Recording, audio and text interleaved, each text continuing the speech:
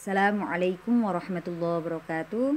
Selamat pagi anak-anakku semuanya, kelas 10 Men 1 Lamongan. Semoga semuanya dalam keadaan sehat walafiat. Allahumma amin.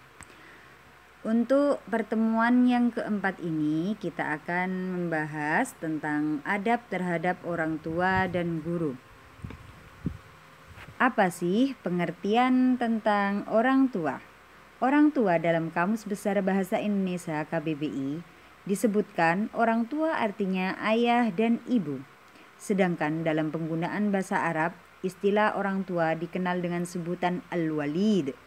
Dalam tradisi Islam, berbuat baik kepada orang tua diistilahkan dengan birrul walidain. Lawannya adalah uququl walidain, yakni sikap durhaka kepada orang tua. Jadi, jika anak-anak berbakti kepada orang tua atau berbuat baik kepada orang tua, namanya birrul walidain. Sedangkan lawannya adalah uququl walidain. Dalam beberapa ayat Al-Quran, perintah berbakti kepada orang tua didahului perintah beribadah kepada Allah tanpa syirik. Syirik kemarin kita sudah membahasnya. Syirik adalah menyekutukan Allah atau menduakan Allah dengan hal yang lain. Sebab ridho Allah utamanya dalam diperoleh lantaran ridho kedua orang tua. Jadi di situ anak-anak bisa melihat ridhollahi fi ridhol walidain wa sukhtullahi fi sukhtil walidain. Ridhonya Allah terletak pada ridhonya kedua orang tua dan murkanya Allah terletak pada murkanya kedua orang tua. Lanjut kepada slide yang kedua, yakni adab terhadap orang tua. Dalilnya adalah wa qadha rabbuka alla ta'budu illa iya wa bil walidaini ihsana imma yablughanna 'indakal kibara ahaduhuma aw kilahuma fala taqul lahumā uffin wa la tanharhumā wa qul lahumā qawlan karīmā. Al-Isra ayat 23. Artinya, dan Tuhanmu telah memerintahkan agar kamu jangan menyembah selain Dia, dan hendaklah berbuat baik kepada ibu bapak. Jika salah seorang di antara keduanya atau kedua-duanya sampai berusia lanjut dalam pemeliharaanmu, maka sekali-kali janganlah kamu mengatakan kepada kedua perkataan "ah", dan janganlah engkau membentak keduanya dan ucapkan kepada keduanya perkataan yang baik. Ini adalah dalil atau dasar perintah kita untuk berbakti kepada orang tua. Al-Isra ayat 23. Dasar yang lainnya yakni surah An-Nisa ayat 36. Wa'budullaha wa la tusyriku bihi syai'aw wa bil walidaini ihsana. Sembahlah Allah dan janganlah kamu mempersekutukannya dan sesuatu pun, dan berbuat baiklah kepada dua orang ibu bapak. Hadis riwayat juga ada, di mana di situ diriwayatkan oleh Bukhari dan Muslim dari Abdullah bin Mas'ud. Sa'altun Nabiyyu sallallahu alaihi wasallam ayyul amali ahabbu ila Allah, qala salatu ala waqtiha, qala thumma ayyu, qala thumma birrul walidain, qala thumma ayyu, qala al jihadu fi sabilillah. Jadi Nabi ditanya apa yang dicintai oleh Allah dan yang paling utama. Kata Rasulullah, sholat pada waktunya. As-sholatu ala waktiha. Setelah itu apa Nabi? Thumma birrul walidain. Yang kedua adalah berbakti kepada kedua orang tua. Dan yang ketiga, thumma apa ya Nabi? Al-jihadu fi sabilillah. Jadi jihad fi sabilillah adalah urutan yang ketiga setelah berbakti kepada kedua orang tua. Itu adalah dalil naqli dari adab berbuat baik terhadap kedua orang tua. Di sini adab terhadap orang tua yang pertama adalah patuh kepadanya dalam hal yang baik-baik. Yang kedua, dilarang berkata kasar dan membentak. Yang ketiga, merawatnya apabila mencapai usia lanjut. Yang keempat, menyenangkan hati orang tua. Yang kelima, tidak durhaka kepada kedua orang tua atau ibu bapak. Yang keenam, senantiasa mendoakan kedua orang tua. Yang terakhir, jika wafat maka memandikan, mengkafani, mensolati, dan menguburkan. Itu adalah adab atau akhlak kita terhadap kedua orang tua. Lanjut kepada slide selanjutnya. Beberapa alasan mengapa Allah memerintahkan kepada manusia agar berbuat baik kepada orang tua, alasannya ada 3. Yakni yang pertama, orang tua telah mencurahkan seluruh kasih sayangnya kepada anak-anaknya agar mereka menjadi anak yang sehat secara jasmani dan menjadi anak yang soleh dan soleha serta terhindar dari jalan yang sesat. Itu yang pertama. Yang kedua, kasih sayang orang tua tiada taranya karena beliau tidak mengenal lelah dan bersusah payah memperhatikan anak-anaknya supaya menjadi anak yang bahagia. Yang ketiga, anak-anak adalah belahan jiwa ibu bapaknya. Terutama ibu, biasanya ibu tidak akan makan sebelum anaknya makan. Ibu tidak akan tidur sebelum anak-anaknya tidur. Dan jika anak sakit maka ibu yang paling susah sehingga beliau tidak bisa tidur dan tidak enak makan. Untuk slide selanjutnya, bagaimana kita senantiasa mendoakan baik kepada kedua orang tua yang masih hidup maupun yang sudah meninggal dengan doa sebagai berikut. Ketika orang tua masih hidup, maka kita wajib mendoakannya setelah sholat, yakni doanya Allahumma ghfirli dhunubi wali walidayya warhamhuma kama rabbayani shaghira. Yang artinya, oh Tuhanku, ampunilah segala dosaku dan dosa kedua orang tuaku. Kasihanilah dan sayangilah mereka sebagaimana kasihnya mereka mendidik dan merawatku pada waktu kecil.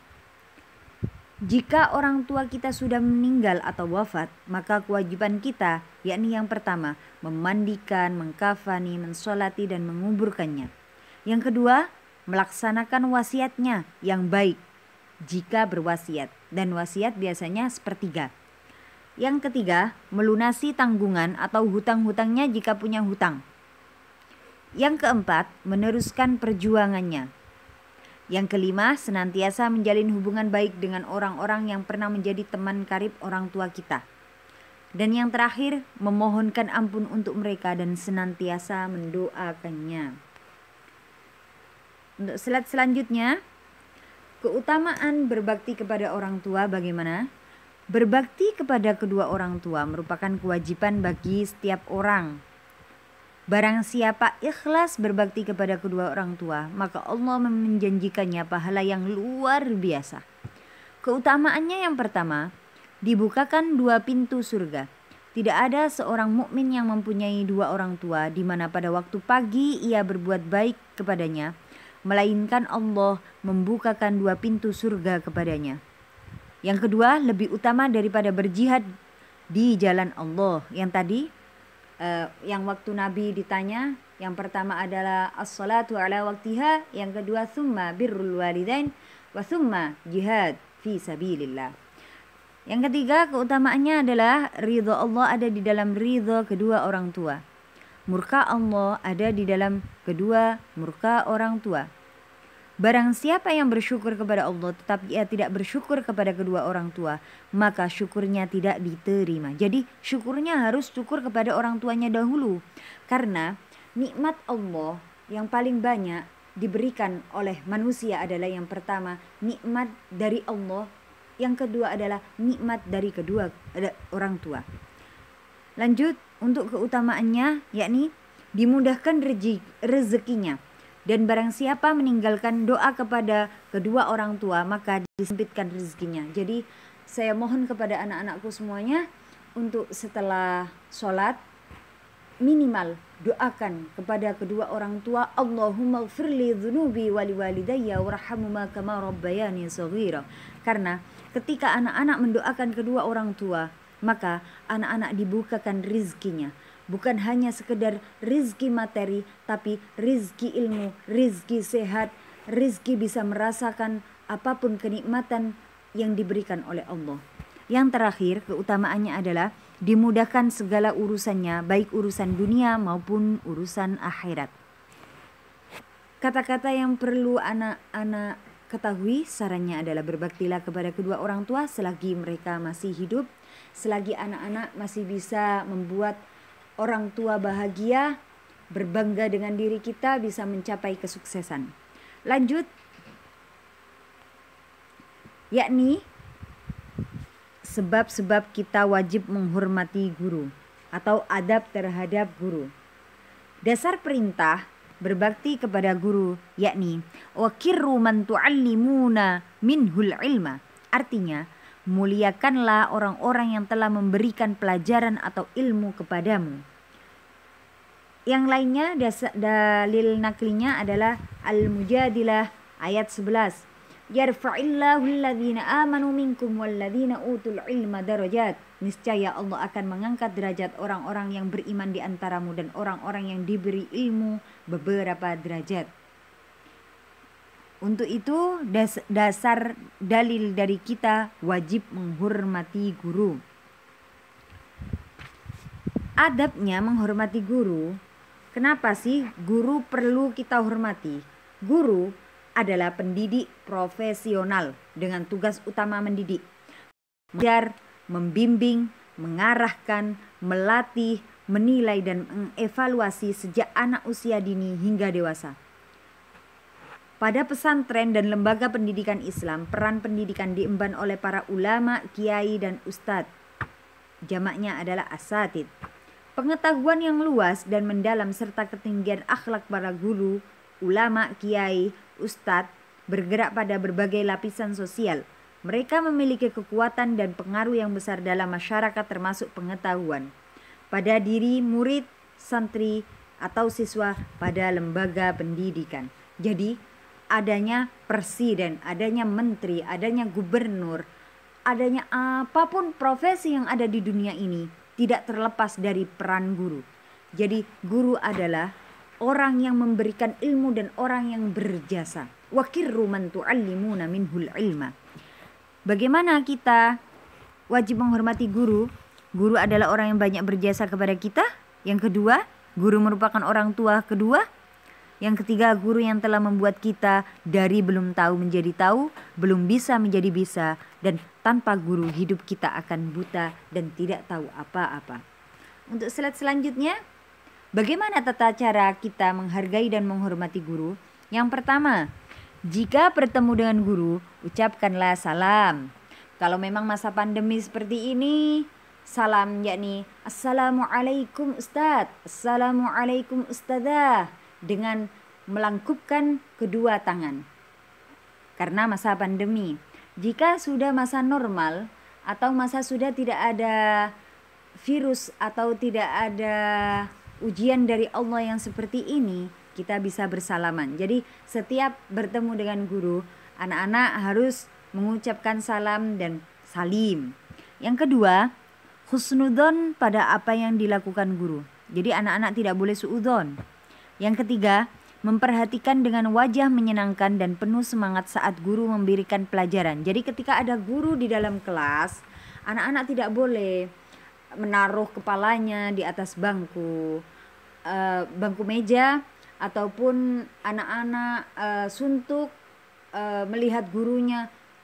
Kok guru ini sih yang datang? Seperti itu. Jangan sampai menunjukkan wajah yang tidak berseri-seri ketika guru itu memberikan ilmu kepada sampean semua. Yang keempat, rendah hati dan hormat. Menjaga sopan santun, tidak berjalan di depan guru dan tidak berdiri di samping guru yang sedang duduk. Rasulullah pun bersabda, pelajarilah ilmu dan ajarilah manusia dan rendahkanlah diri kepada guru serta berlaku lemah lembutlah terhadap murid-muridmu. Yang kelima, mentaati perintahnya selama perintah itu tidak bertentangan dengan ajaran agama. Yang keenam, ikhlas dalam menerima teguran dan nasihat guru. Anak-anak ketika ditegur oleh guru ataupun dinasihati oleh guru harus menerima dengan lapang dada, karena pada dasarnya guru semuanya kepada kita adalah sayang dan ingin mengarahkan kita kepada kebaikan. Yang ketujuh, senantiasa menjaga nama baik guru, tidak menceritakan aib atau kesalahan guru. Jadi anak-anak jangan sampai menghibahkan atau biasanya menggosipkan guru seperti itu. Yang ke-8, mengunjungi guru jika beliau sedang sakit atau mendapatkan musibah. Yang ke-9, memandang guru dengan pandangan memuliakan. Kiai Haji Hashim Ash'ari berkata, tidak diperbolehkan bagi pelajar memandang remeh gurunya, merasa ia lebih pandai daripada gurunya. Mentang-mentang anak-anak lebih pandai mempunyai ilmu tersebut, kadang meremehkan melihat guru. Apa sih guru itu, saya lebih tahu. Tidak boleh anak-anak seperti itu. Untuk yang ke-10, tata cara menghargai dan menghormati guru, tidak melupakan jasa-jasa beliau, guru yang telah memberikan ilmu kepada kita. Dan yang ke-11, yang terakhir, sabar menghadapi gurunya. Saat perilaku guru secara lahir salah, murid sebisa mungkin mengarahkannya kepada maksud yang baik. Mungkin beliau dalam kondisi terdesak dan lain sebagainya. Saat guru memarahi murid, hendaknya murid mengawalinya meminta maaf dan mengakui kesalahannya, karena itulah tanda kecintaan guru kepada murid. Lanjut kepada slide selanjutnya, yakni keutamaan berbakti kepada guru. Kenapa kita? Apa sih yang utama untuk berbakti kepada guru? Guru adalah panglima perang dalam melawan kebodohan. Kita akan menang bila mentaati perintahnya. Memang, usaha tak pernah mengkhianati hasil. Namun, akhlak dan penghormatan siswa kepada guru merupakan faktor penting dalam menentukan kesuksesan. Jadi anak-anakku, biarpun anak-anak di dalam kelas itu pintar, biarpun anak-anak di dalam kelas itu anak orang pejabat ataupun orang yang berpengaruh, jika anak-anak kepada guru tidak mempunyai akhlak, maka itu semuanya tidak ada harganya. Karena apa? Akhlak dan penghormatan siswa kepada guru merupakan faktor penting dalam menentukan kesuksesan. Kadang dari doa guru, kebarokahan ilmu kita, ilmu yang sudah kita dapatkan apapun, ternyata itu yang membuat kita sukses untuk di masa depan. Keutamaan yang pertama, mudah menerima pelajaran ketika anak-anak bisa berbakti kepada guru. Yang kedua, mendapatkan ilmu yang bermanfaat. Yang ketiga, masa depan anak-anak menjadi cemerlang. Yang keempat, kelak menjadi orang hebat dan bermartabat. Yang kelima, hatinya tenang, tentram, pikirannya cerah, cahaya ilmu mudah masuk. Dan yang keenam, diangkat derajatnya oleh Allah. Dan yang ketujuh, barokah ilmu, rezeki, dan hidupnya. Kata-kata untuk anak-anak, belajarlah adab sebelum anak-anak belajar ilmu. Jadi adab adalah yang pertama. Terima kasih anak-anakku. Semoga pertemuan kali ini dalam penjelasan materi berbakti kepada orang tua dan kepada guru, kita semuanya bisa melaksanakan, kita semuanya bisa mengamalkan, dan semoga ilmu yang sudah kita dapatkan dari guru-guru kita bisa menjadi manusia-manusia yang barokah manfaat, dan kita dijadikan sebagai anak yang bisa berbakti kepada orang tua, baik orang tua itu masih hidup ataupun nantinya kelak di akhirat. Ala hadhihi niyah. Sebelum saya tutup, ala hadhihi niyah liridha illa bisyafaati Rasulillah. Al-Fatihah.